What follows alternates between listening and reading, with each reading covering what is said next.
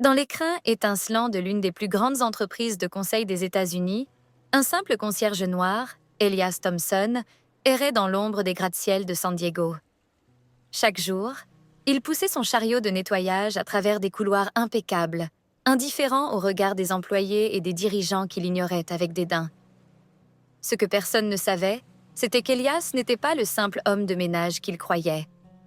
Lorsque son identité réelle a été révélée lors d'une réunion, le choc a laissé tout le monde bouche bée. Préparez-vous à découvrir une histoire incroyable.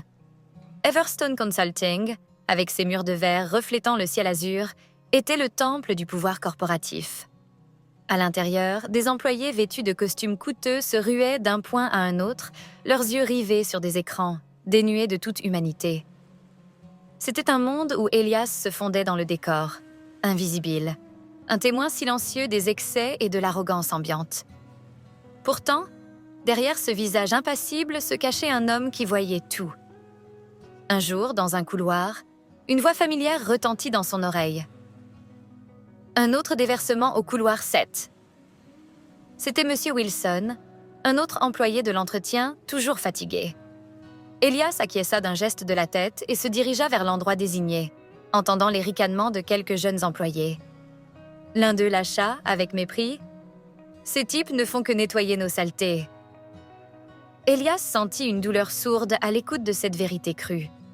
Ses années d'absence, dues à des problèmes de santé, lui avaient fait comprendre qu'il devait agir. En revenant, il avait espéré retrouver une entreprise fondée sur des valeurs d'inclusion et d'innovation. Mais la réalité était tout autre. Dans la cafétéria, alors que des cadres déjeunaient avec indifférence, Elias engagea la conversation avec Rosa, une cuisinière dévouée. « Alors, comment ça se passe ici ?» demanda-t-il avec un mélange de curiosité et de compassion. « Comme d'habitude », répondit-elle sans lever les yeux de son évier. « On travaille dur, mais personne ne le voit. » Ces mots résonnèrent en Elias comme un coup de poing. Il devait comprendre l'ampleur du problème avant de pouvoir le changer. Ce soir-là, alors qu'il nettoyait les couloirs du dernier étage, il passa devant la salle de conférence principale. À l'intérieur, 3 cadres discutaient d'un plan de réduction des coûts, comme si les personnes qui se trouvaient derrière les chiffres n'étaient que de simples statistiques. Ce plan nous permettra de réduire de 20% les dépenses liées aux équipes de soutien, expliqua l'un d'eux avec un sourire satisfait. Elias, qui avait consacré sa vie à bâtir un environnement de travail respectueux, sentit son cœur se serrer. Ses dirigeants traitaient des gens comme Rosa et Wilson avec mépris, ignorant le fait qu'ils étaient la véritable colonne vertébrale de l'entreprise. Le lendemain, en poussant son chariot, Elias croisa Thomas, le jeune vigile. « Bonjour, comment ça va aujourd'hui ?» demanda Thomas avec un sourire amical. Elias répondit « Mieux maintenant que je vois au moins une personne ici capable d'être aimable. » Thomas rit timidement. « Comme disait ma mère, ça ne coûte rien d'être gentil. Mais ici, c'est un concept étranger. » Ces échanges ravivaient en Elias l'espoir d'un changement. Les jours passèrent, et à chaque couloir qu'il nettoyait, Elias percevait l'absence d'empathie dans un environnement qu'il avait rêvé collaboratif. La PDG, Laura Grant, imposait sa présence comme un nuage menaçant. Chaque fois qu'elle entrait dans une pièce, l'atmosphère devenait pesante. Lors d'une réunion, il l'entendit dire avec un ton tranchant « On verse des primes à ces gens, et tout ce qu'on obtient, c'est de la médiocrité. » Elias était horrifié. Comment pouvait-elle réduire ces individus, qui avaient consacré leur temps et leur énergie à de simples pions sur un échiquier?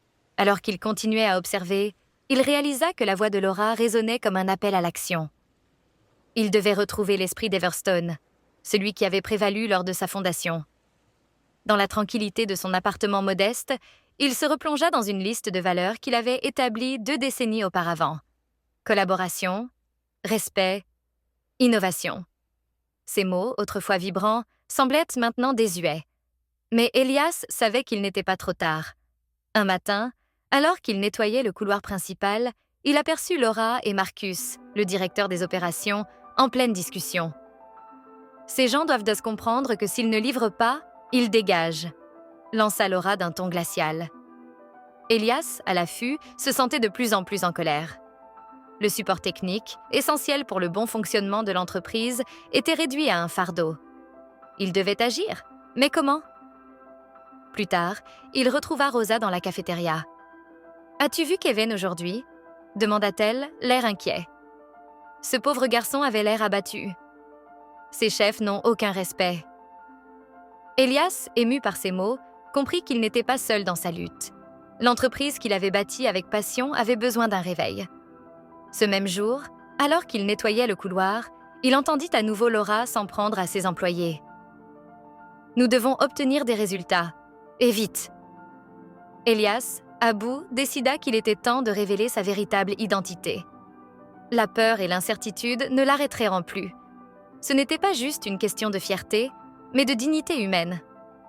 Le lendemain, avec une détermination renouvelée, Elias se présenta à la réunion de direction. Son cœur battait la chamade, mais il savait qu'il devait parler. Les regards se tournèrent vers lui, surpris de voir un simple concierge s'avancer.